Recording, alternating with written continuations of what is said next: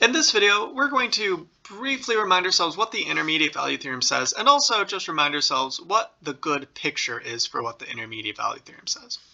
So one way you can state the intermediate value theorem is let f of x be continuous on the closed interval ab.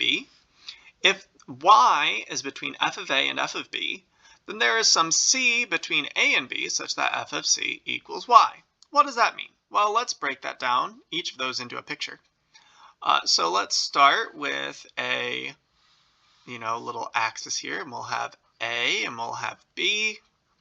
And the first thing we say is that f of x is continuous on A, B, which basically means that I can, the graph between A and B can be drawn without having to pick up my pen. So let's say it looks something like that.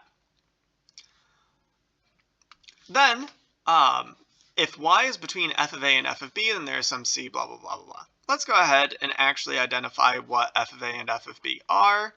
Those are just going to be the y-coordinates where f of x, it's going to be the y-coordinates at a and the y-coordinate at b.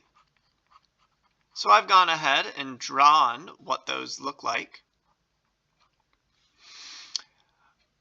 And what we're saying is that if I pick any y between those, let's say maybe here,